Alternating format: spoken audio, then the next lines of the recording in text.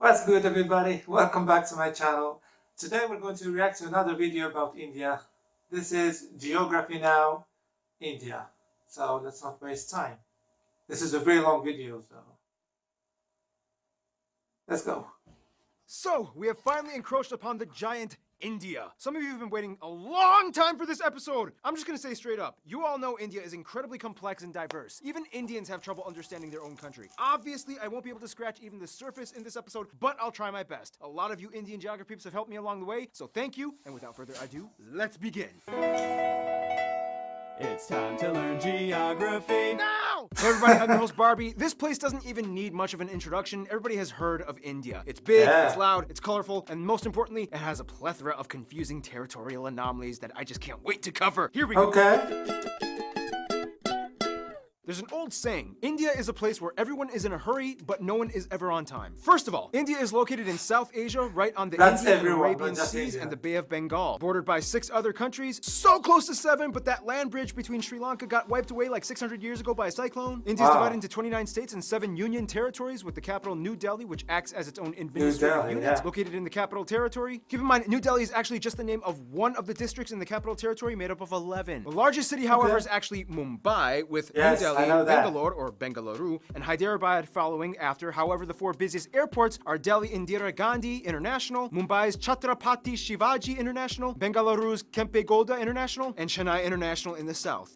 You know why I'm smiling. This is my favorite part of any episode we ever make. Territorial anomaly time. India is loaded with strange borders and deliciously complex demarcation lines. First of all, what exactly is a union territory? In the simplest way I can put this, union territories are places that are too distinct to be incorporated into a state, but too small to have their own local governments. The first one, of course, is the Delhi National Capital Territory, where the capital lies. Chandigarh is a post-independent city constructed to replace Lahore as the capital of the Punjab area after it was split up between India and Pakistan. Then you have the island territories, the smallest one, Lakshadweep, and the Andaman and Nicobar Islands. The Andaman Islands being home to one of the last uncontacted people groups on the planet, the Sentinelese tribe, whom have been hostile to visitors and are therefore left alone, as well as the Nicobar Islands, which actually used to be a short-lived colony of Denmark. Finally, the 3 remaining territories are former European colony towns and ports. Dadra and Nagar Haveli, Daman and Diu, which are separated by about 200 kilometers across the Gulf of Khambat, and the most confusing union territory, the French-speaking Puducherry, which is actually split up between 4 district cities across India: Karikal, Mahe, Yanaon, and Pondicherry. Pondicherry.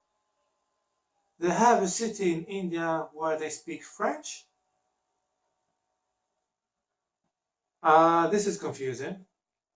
I thought that India was exclusively, a British colony. So how the hell this city ended speaking in French? Wow.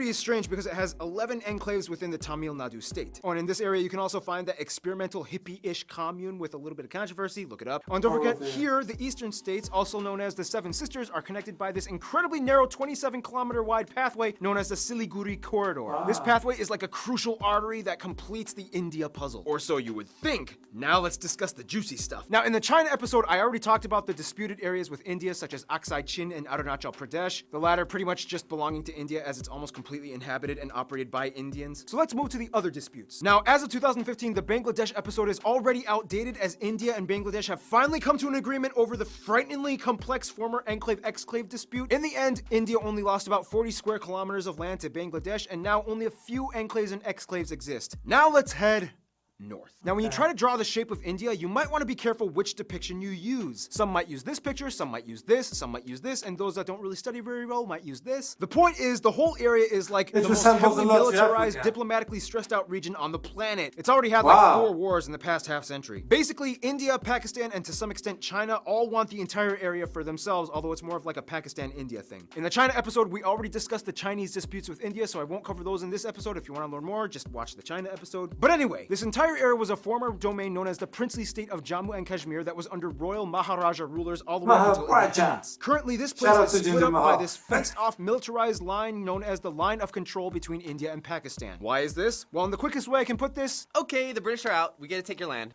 No, we want to be an independent princely state. We're supposed to take your land, and majority of your people are Muslim, just like us, even though your ruler is Hindu as well. Hey, India? Yeah? If you help me, I'll let you secede my territory to your land with autonomy. Deal. Ha! Your problem now. I love That's how a Mike good played India. skit. He totally represents India. Oh, and keep in mind, Pakistan's capital, Islamabad, is less than 80 kilometers away from all that drama. The line of control meanders shit. through the mountains until it stops at a point called NJ 9842. This is where things get really crazy because from there you hit the Siachen Glacier, the second longest non-polar glacier in the world, and this is pretty much the dead man zone. After point NJ 9842, you hit the actual ground position line, a series of military outposts that extend all the way to the Chinese border. That means everything in this area is ground zero for the Indo-Pak tension. And you know, the crazy thing is there's actually literally small towns of normal, regular civilians living in these areas high up in the mountains, many of which just go about daily life, going to work and raising their families. Otherwise, they have a river dispute with Nepal and various river islands disputed with Bangladesh. Outside of all the dispute stuff though, India not only has the world's second largest road network and 3 of the world's top 10 megacities and their own space program, but they also have a copious abundance of landmarks and notable sites, way too many to list, but some of the ones that you guys, the Indian geography peeps, have told me to mention include places like the abandoned Danush Kodi Ghost City, Golconda Fort, the 4 pillars of Charminar, the Ajanta Buddhist art caves, the Ellora monolithic ruins, Mandu Fortress, the Golden Temple, which feeds over 100,000 people a day, the Gol Gumbaz Mausoleum, the Kalavantin Durg Post, the ruins of Hampi, the hill forts of Rajasthan, Shatrunjaya Hill, which is basically like a mecca for Jains, the Temple of the Bodhi Tree, Jal Mahal, Bangart Fort, the most haunted place in India, Mahabat Maqbara, and keep in mind, just like in China, you can find a Great Wall of India in Rajsamand. There's also a Paritala Anjaneya temple with the largest statue in India depicting Hanuman, and at over 150 acres, the Sri Rangan Attaswamy temple, the largest Hindu temple in the world. Oh yeah, and there's also that building with the stuff in the thing, whatever. We can go on for centuries talking about India's rich constructed domicile, but what it lies on top of is even more fascinating. Now, don't make this mistake. I'm going to India. All I need are my sandals and sunscreen. Yeah, it's a big As country. the 7th largest country in the land area, different India has climates. a wide range of landscapes, climates, and elevations that all contrast from one corner to the other. First of all, let's talk about the north. India sits on the Indian tectonic plate that essentially smashed into the Eurasian plate, which in return created the largest mountain range in the world, the Himalayas. The force is so strong that it's estimated that the Himalayas grow about 2.4 inches or 6.1 centimeters every year. There's also where you can find Kanchenjunga, the tallest mountain in India, or the 3rd in the world, right on the border of Nepal. Keep your eye on these mountains. These are pretty much the source of most of India's major rivers that give life to the whole country. That's why India takes these mountains so seriously. You can also find the largest natural lake, Wular, up in the Jammu Kashmir area. Below the Himalayas, you reach the North Indian River Plain, sometimes referred to as the Indus Ganga. This is the most fertile part of India where the most important rivers like the Ganges and its tributaries flow. Heading a little south, you reach the Satpura and Vindhya ranges that pretty much divide North India from South India. On each side, you get the West and East Ghat Mountains, which in return creates this massive triangle thing called the Deccan Plateau. This place is moderately forested, especially in the east, in the Chotra Nagpur Plateau, where you get a section of the swampy Sundarbans that they share with Bangladesh. Check out the Bangladesh episode. Head a little west and you get the dry Thar Desert along the border with Pakistan, as well as the Rann of Kutch, known as the Salt Desert. And finally, the only active volcanic area would be the Andaman and Nicobar Islands, with Barren Island having actual conical eruptions and Bharatan having tame mud volcanoes. Now here's the thing, although India has a relatively high population density, they do relatively well with maintaining their ecological footing. In fact, in 2016, they beat a world record by planting, disputably, 50 million trees in one day. They've also agreed to reforest about 12% of their country by 2030. The most heavily forested area being the 7 sister states in East India. Now, one of the factors that contributes to this would be the fact that India has the lowest meat consumption in the world, with the highest population percentage of vegetarians at around 40%, most of whom are lacto-vegetarians. Okay. I'm not really surprised because I know that Indian people, they worship some animals. So I think that it is part of it, maybe. Especially cows. I know that they worship cows, so maybe it is a factor.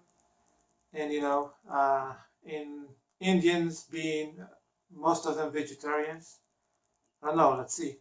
Consume milk products. By the way, in India, when buying groceries, this label means vegetarian and this one means not vegetarian. Nonetheless, the remainder of the population does typically eat some kind of animal protein, mostly in the forms of seafood or chicken, but almost never beef or pork unless if you are part of the Muslim or Christian minorities scattered throughout the west and east areas. Now, let's talk about the role of cattle, shall we? India has more cattle and livestock than anywhere else in the world at around 330 million. And it's interesting because since they have prevalent Hindu traditions, the killing of cows is illegal in many of the states except for a few, and each state has varying degrees of of punishment for committing That's what I intentional said. cow slaughter. Keyword intentional. Cows accidentally get hit by cars all the time. Once a cow is too old to produce milk, it typically is released into the open to die naturally in the wild, ideally. Nonetheless, male cattle get it much worse, as they are deemed as kind of useless. Some places use them as draft animals for labor, some religious sects use them as sacrifices, but otherwise they are typically sold to the underground market for beef or hides. To this day, there are about 6 times as many female cows as male cattle in India, so that means, yeah, something's happening to the males. Nonetheless, India does have the 3rd highest carbon emission rate after China and the US, 4th if you consider the That's EU. bad. However, emission per capita, they rank pretty low at only about 2 kilotons per person. Contrast that with that's Qatar at good. about 40. There are 94 national parks, 501 animal sanctuaries across the country where you can Wow. find some of the national animals like the peacock, the Ganges River dolphin, the king cobra, the Indian Whoa. elephant, and the highest population of Bengal tigers in the world, which are all highly protected. India also has the most irrigated land in the world, which allows them to become the #1 producer of multiple products like millet, bananas, lemons, limes, mangoes, ginger, chickpeas, milk, Wow. butter, fennel, jute, and about 75% of the world's spices alone come from India. Speaking of which,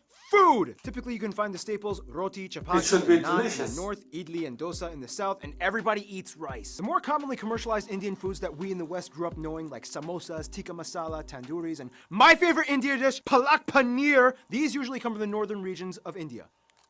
Seriously, India, you took spinach and made it fat. I love you guys. Otherwise, the West is mostly known for their chutneys and pickled foods, as well as beef, since there's a high number of Muslims and Christians. The South uses a lot more coconut and has some of the best curries like porials, sambras, rasams, and tutus. And the East is known for having the best desserts like peda, mishti doi, rasgulla, or shondesh. Speaking of which, India is so diverse and complex that sometimes even Indian people need translators when going to different states. It's about to get 10 What? times more confusing in about 3, 2, 1. Shashti Tharoor once said, "In India, we celebrate the commonality of major differences. We are a land of belonging rather than blood." First of all, India has a population of about 1.3 billion people and is the 2nd most populous country in the world after China, with about 18% of the world's population. About 72% of the country is Indo-Aryan and a quarter are Dravidian, and the majority of the remainder are Mongoloid, Asian, and other people groups. They Okay. also use the Indian rupee as their currency. They use the type C, D, and M plug outlets, and they drive on the left side of the road. By the way, Yeah. technically it's illegal for these banknotes to leave the country, but you guys have sent me a lot of them for fan mail for Fan Friday videos, so I don't want to go to jail. Again. Now keep in mind, those statistics that I just mentioned are incredibly generalized. Of the Indo-Aryan and Dravidian communities, there are about 2,000 different ethno-linguistic people groups in India, with about 645 district indigenous tribes, 52 major ones. So obviously we can't cover them all, but what we do know is that the North is very different from the South. For one, the North mostly speaks in languages that are all related to the Indo-Aryan branch, with languages like Hindi, Bengali, Punjabi, and Gujarati, whereas the South speaks a completely unintelligible Dravidian branch, with languages like Tamil, Telugu, Malayalam, and Kannada. What? So, how they communicate, If someone is traveling from south to north, how is going to communicate with the northern people if they speak, different languages? I think that maybe they have, a common language. All of them speak. I don't know. Wow. Canada. Otherwise, there's also pockets of Sino-Tibetan and Austroasiatic languages spoken in the far north and east. Wait, so how do they all, communicate with each other? Exactly. Great question. Although India does not have an official language, there are 22 recognized national languages, and of these, 2 are the most prevalent, taught in schools and used by government officials, Hindi and English. And very Okay. often these 2 are mixed mid-sentence. It's weird. Don't be surprised if you hear someone speaking Hindi and then suddenly finishing off in English. It's like, And I was like, what this? And I was like trying to, why are you trying to do that? I know, right? And in the washing machine, I told them, a Bob Saget with a chainsaw. Now, of course, let's discuss the one thing that goes hand in hand with India, Hinduism. About 80% of India claims to be Hindu, or at least part of the Hindu practicing community. Now, we don't have time to explain everything about the tenets and multi-layered philosophies and practices of Hinduism. If you want to know, just talk to a Hindu person. But basically, one thing you do need to know is that Hindu-driven ideologies pretty much dominate most of life in India, everything from family to business. You will see colorful, mesmerizing shrines, temples, statues, and rituals being performed everywhere, even in public. On the Bharat Mata, the Mother of India, statues are everywhere. She's like the symbol of India. The largest Hindu pilgrimage, the Kumbh Mela, happens every 3 years. That's rotating colorful. between 4 cities in which the adherents bathe in the Ganges River Wow. and enjoy a massive festival with tens of millions of people. Like, seriously, you can practically see it happening from space. Now, a controversial Holy topic cow. in relation to Hinduism would be the caste system, which is basically a belief that people are born into a socioeconomic life that they are destined to serve into. Today, however, the system is more fluid and loose from what it used to be from a long time ago, and thanks to economic reforms, anybody with enough drive can kind of move up the social ladder regardless of birth. Nonetheless, better. India is home to every major religion in the world, even a few Jews, including the B'nai Menashe, Wow, an indigenous I group didn't that know claimed to that. be one of the lost tribes of Israel. In fact, Judaism and Christianity actually had a head start in India way before it even kicked off in Europe. As tradition holds, Cochin or Malabar Jews migrated around 1000 BC to trade during the times of King Solomon, and in 53 AD, Thomas the Apostle of Jesus arrived in what is now the state of Kerala to establish the first church in India. Today, most Christians are found in the southwest and far east Seven Sisters regions. India also holds the highest population of Sikhs, Jains, and Zoroastrians, mostly found in the north, and the second largest Muslim population in the world after Indonesia. Most Muslims are populated What? around the northwest areas by Pakistan or in the east by Bangladesh. Oh, and don't forget the Buddhists. In fact, Buddhism actually started in India. Today, the Dalai Lama even takes refuge in Tezpur in the state of Assam. Oh, that was a lot of information. Okay, That's so a by now lot you can of probably get a information, grasp yeah. of how incredibly mixed and diversified India's population is, but what exactly holds the country together? Well, for one, you kind of have to understand Indian history, which will take way too long to explain, but in the quickest way I can put it, Indus Valley, Maurya and Gupta empires, southern empires, Golden Age, Middle Kingdoms, a ton of new religions come flocking in, the north fell to the Delhi Sultanate, the south became the Vijayanagara Empire, the Mughal Empire starts, British East India Company, direct British rule, nationalist movements, independence, republic, economic liberalization in 1991, and here we are today. Vijaya. Yeah. Essentially, India used That's to be more made up of confusing. around 500 smaller royal princely states, and when the British came in, they kind of exploited them to manage such a huge population. Although India is a democratic federal republic and the largest democracy in the world, the old royal families still exist today, and although they have no political power, they hold high positions of influence in their communities. just across like Britain. India. So today, technically, you could meet someone that would be considered an Indian prince or princess. Nonetheless, the biggest thing that really united Indians in the past 2 centuries would probably be their hatred of British rule. It was kind of like, Well, this is not cool. yep. What do you say you and I work together and end this thing? Essentially, one good thing you could say that came out of imperialism was that it kind of stopped all the internal squabbling and unified the groups towards one common goal, to get rid of imperialism. Today, Indians are just proud to be Indian. I mean, a Tamil soccer player can get cheered on by a Rajasthani, a Punjabi pop star can sell out tickets in Orissa. Speaking of which, all Indians love movies and music. India has the second largest film industry Yeah, in terms of Bollywood. volume, pumping out nearly 2,000 films per year. Surprisingly, Nigeria pumps out more. However, the box office revenues gross out at only about $2 billion annually compared to Hollywood at Still, over $10 billion. that's a But lot. still, it's impressive. Yeah. And keep in mind, it's not just Bollywood, but it's also Tollywood, Gollywood, Collywood, Okay. Hollywood, and so on. There's like 20 different woods in India. Oh, and like every movie in India has at least one scene where everybody breaks out in song, and there's almost always a happy ending. Unfortunately, Is that true? Please tell me, is that true? Like, we have here in the Western countries the stereotype that all of Indian movies, they have a happy ending. And in all of Indian movies, there is always, a part where everybody's dancing. Is that true? Or just, a stereotype like any other? mainstream media has also put an aesthetic strain on many of the people, as it's almost become an obsession to be light or fair-skinned, causing people to go so far as to buy skin bleaching Why? products. Some other controversies include things like illiteracy being an issue in many parts of the country, especially in the rural areas. But I mean, come on, when your country has literally hundreds of different writing systems, go figure. I mean, give them a break. Also, many of you guys, the Yeah. Indian geographers, have asked me to bring awareness to the fact that India does unfortunately have some of the highest rates of human trafficking and child slavery. The government is trying to crack That's down, bad. and culture is slowly being reformed, but for now, it's a sad reality that still does exist.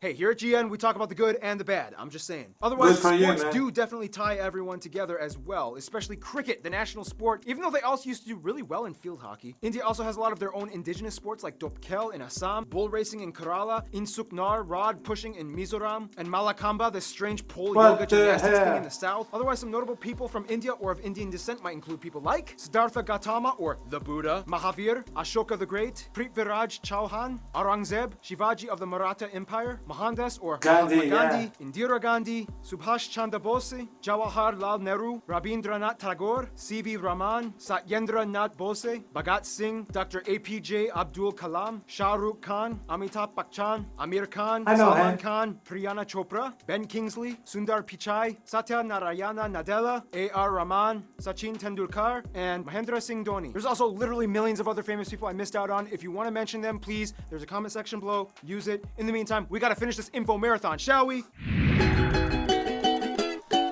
Friend zone. Now, no surprise, India is huge and therefore has a huge international outreach when it comes to diplomacy to almost everyone, except their immediate neighbors. First of all, countries with large population thinking of percentages Pakistan. Hindus and Indians like Fiji, Guyana, Suriname, Trinidad and Tobago, Mauritius, and Malaysia typically stay close to India's roster of go-to friends. They enjoy cordial relations with trade. Now, the UK may have left on a sour note, but they still have a lot of ties to their former colonizer in terms of business and tourism. India is still part of the Commonwealth, not Commonwealth realm, there's a difference, and the UK has over 1.5 million citizens of Indian descent. As mentioned in the China episode, China is kind of like India's "I'm only here to do business with you and nothing else" friend, as drama still hasn't subsided in regards to the territory conflicts. Now, when it comes to the US, things started kind of sour back in the 70s during the Indo-Pak War of 1971, when the US sided with Pakistan, their arch nemesis. Today, relations have cooled off. Mostly, the US supports India's move towards democracy and is a key ally in the military conflicts in the Middle East. When it comes to their best friends, however, most of the Indians I talked to have said Russia and Bhutan. Russia because during the Indo-Pak Wars, Russia came in and supported them, and ever since then, each country has held a high position of respect for the other, especially as global superpowers. Bhutan and India signed a treaty of friendship almost immediately after independence. The two countries have shared interests and a currency-pegged system as well. Bhutan even supported the annexation of their cousins in the Sikkim state into India, as it gave a nice buffer of land from China's stake to their claim. In conclusion, you will not find anywhere else on Earth like India. Thousands and millions of people inhabiting a colorful, majestic, green, slightly gritty at times slab of Earth, blessed and cursed in so many ways, yet wonderfully harmonized, mostly in a unity unlike anywhere else. In the end, that's India. Stay tuned, Indonesia is coming up next. Wow, okay. This one is very dope. I like it. I like it very much because there's a lot of information and at the same time it is very entertaining. So it's a very good one. Thank you for suggesting this one. If you have any other suggestion, please write it down in the comment section and see you next. Bye.